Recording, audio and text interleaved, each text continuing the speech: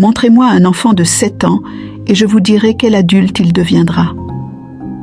Les philosophes grecs disaient ceci: « Donne-moi un enfant jusqu'à l'âge de 7 ans et je te montrerai l'homme. » Pourquoi? Parce que le subconscient d'un enfant se forme entre 0 et 7 ans, et après il faudrait le reprogrammer pour qu'il soit autre chose. Voilà pourquoi les enfants des pauvres ont tendance à être pauvres, et ceux des riches, même en faisant des mauvais choix, attirent l'argent pour eux. C'est normal. Je vais donc vous donner quelques livres pour vous aider à reprogrammer votre subconscient. Livre numéro 1, Psychocybernétique, de Maxwell Maltz. Vous allez directement au chapitre 3, nommé Imagination.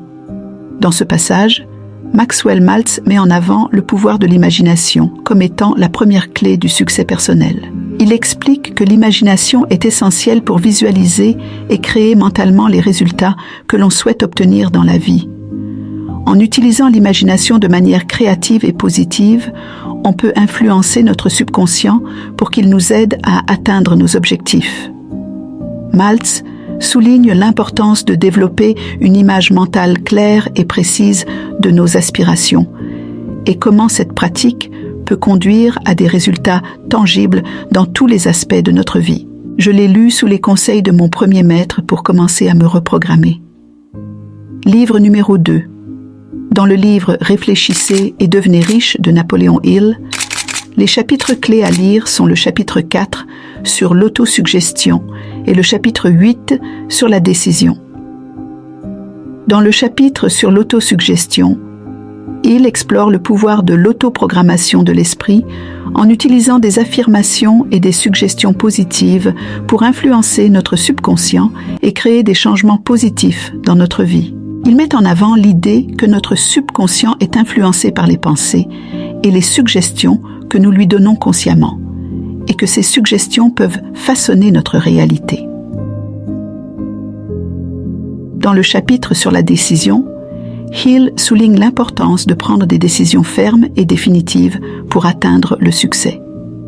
Il soutient que le simple fait de prendre une décision claire et déterminée peut déclencher des forces internes et externes qui nous aident à réaliser nos objectifs et à concrétiser nos désirs. En combinant ces deux principes, l'autosuggestion et la décision, Hill offre des outils puissants pour transformer nos pensées en actions et nos rêves en réalité.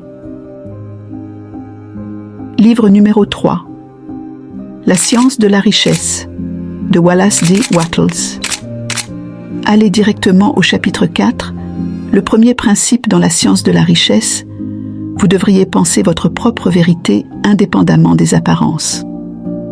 Dans ce passage du livre « La science de la richesse » de Wallace D., il met en avant l'importance de penser sa propre vérité, indépendamment des apparences extérieures. Il suggère que pour atteindre la richesse et le succès, il est crucial de cultiver une mentalité basée sur la conviction en sa propre vision et en ses propres capacités, plutôt que d'être influencé par les circonstances extérieures ou les opinions des autres. En suivant ce principe, on se libère des limitations imposées par les apparences et on se concentre sur la création de la réalité désirée à partir de l'intérieur.